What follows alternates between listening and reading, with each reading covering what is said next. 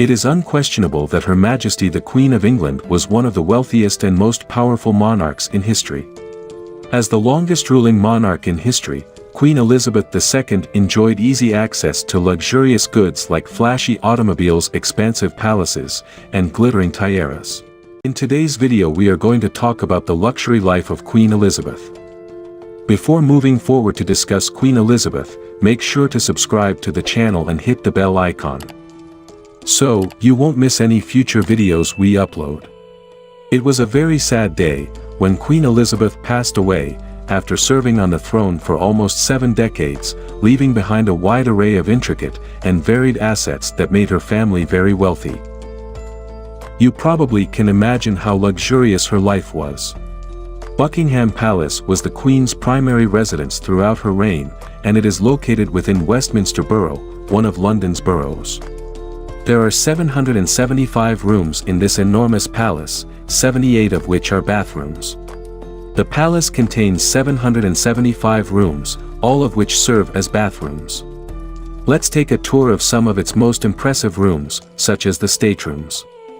These are the chambers where the Queen entertains guests and spends time with them.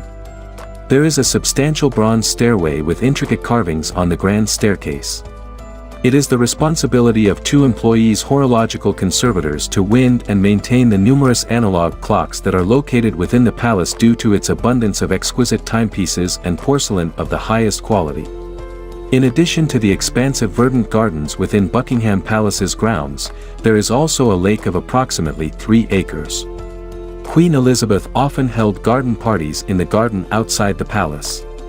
You will be completely floored by the beauty of Queen Elizabeth's Windsor Castle. If you think Buckingham Palace is impressive, a royal family residence is another one that belongs to the royal family. Reader's Digest Canada states that this is one of the 6 residences that belong to the Queen.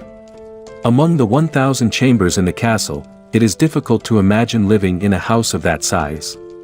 This house has been the home of members of the British royal family for over a century, making it the largest continuously inhabited castle in the world. It is estimated that Queen Elizabeth's Scottish castle Balmoral is worth $140 million, over $100 million according to Forbes. As she spends part of the summer at Balmoral, it's rumored to be her preferred residence. Given that the Queen enjoyed going for drives, riding horses and generally spending time in the great outdoors while at Balmoral, there is ample room for vegetation on the estate of 50,000 acres. There are 150 buildings on Balmoral, each of which is surrounded by a number of gardens. Queen Elizabeth's tiara contains nearly 100 rubies, which makes it one of the most desirable aspects of her life to have such an extensive and expensive jewelry collection. Since tiaras are traditionally worn by royal members, they are especially appealing. There's no doubt that the Queen owned many tiaras, but one in particular possesses an extraordinary quantity of precious stones. The Burmese ruby tiara owned by Queen Elizabeth. Both the staggering 96 rubies were a wedding present from Myanmar known as Burma to the bride and groom upon marriage, even though it was in the 1940s. It wasn't until the 1970s that the jewels were set into a tiara. If you think that's amazing, you should know that she also wore a crown with more than 2,000 diamonds. Other gems have been worn by Queen Elizabeth since the 1930s, including all coronations. According to the royal dresser Angela Kelly, the Queen's own are traditionally conducted with the imperial state crown placed on the head of the new monarch. The Queen maintains these jewels with gin to clean them. Kelly revealed to the Daily Mail that she polishes them with a solution of water and alcohol. It's not hard to guess the Queen's jewelry, but if you want to learn about other world leaders' luxury lifestyles, click the subscribe button. Let's move on to Queen Elizabeth's passion for purses. What kind of woman would not spend money on interesting handbags from expensive brands? Well, Queen Elizabeth has always been a fan of the luxurious brand Loner, so this is presumably the case. In the 1950s, her mother gave her her very first Launder bag. Ever since, she has been in love with the brand. The Queen Mother had a huge obsession with the brand. Queen Elizabeth still owned the purses. Gerald Bodmer, the CEO of Loner London, was quoted as saying that Queen Elizabeth owned 200 handbags made by the company, and she used them to communicate with her assistants as well. The Queen was reported to have been able to signal to her staff that she wanted to leave a conversation by switching the location of her purse from her left arm to her right arm when she would like to exit a conversation. Queen Elizabeth was well known for her extensive journeys around the globe due to her position as a monarch. Queen Elizabeth was required to undertake a lot of international travel as a result of her role as Queen of England. In 1952, the year she became Queen of England, she made her maiden voyage as the monarch to the. During her reign in Kenya, she visited more than 120 different countries. Canada was her most frequent destination, as she had been there 27 times, making it a strong contender for her obvious top pick. But did you know that she never used a passport to travel well? That's because all British passports are issued in the Queen's name, which means she didn't need one for herself when.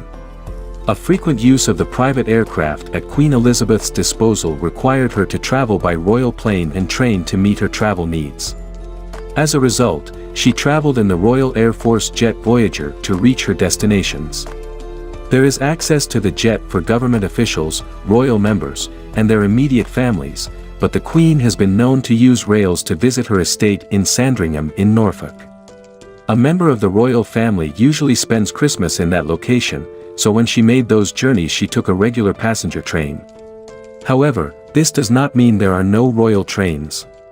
Queen Elizabeth owned her own racehorses. She was often at the horse races and visited Kentucky's several stud farms to check out the state's numerous stud farms. Despite this, she had always had a deep affection for. As a toddler, she took her first ride on a horse when she was 3 years old, and at the age of 4, she received her first pony. As well as watching horses, Queen Elizabeth also competed with them, but not while they were competing.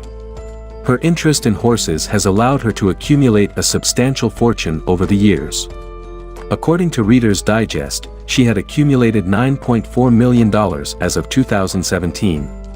According to the Queen's racing advisor, John Warren, who interviewed The Telegraph, her race horses won more than 450 races, earning her dollars. Her natural passion for horses and her sensitive nature would have made her an excellent instructor if she hadn't been crowned queen. Queen Elizabeth possessed multiple luxury cars and enjoyed driving even when she didn't travel much. While she remained in the area, you could still see her walking around the fields of her country house or going to church. She is often photographed behind the wheel of her Range Rover, but the rest of the royal family can also be seen traveling in Jaguars on occasion. In 2015, when the Bentley Bentayga was released, she didn't have just one Bentley. The automaker made it possible for her to purchase the first model. Furthermore, it is the fastest SUV on the market, so it is likely that the Queen enjoyed riding it around her estate since Queen Elizabeth owned such an extensive collection of fine art. Approximately tens of thousands if not hundreds of thousands of items from the royal collection are kept in museums and other institutions. Queen Elizabeth had her own ATM in her home. Would it be a time saver to have a personal ATM at home? Buckingham Palace, the official residence of the monarch, has its own ATM. The provision of such services was made possible by the British banking firm Coates, who enjoys the patronage of the British royal family. Apart from the automated teller machine, the palace has several other useful amenities. In addition to not having to visit the bank, the Queen is also exempt from going to the post office since Buckingham Palace has one. That was all for today's video. You can share with us your views in the comments section, and if you are new to the channel, remember to subscribe to the channel and hit the bell icon so you won't miss any future videos we upload. Thank you for watching the video. Best of luck and goodbye.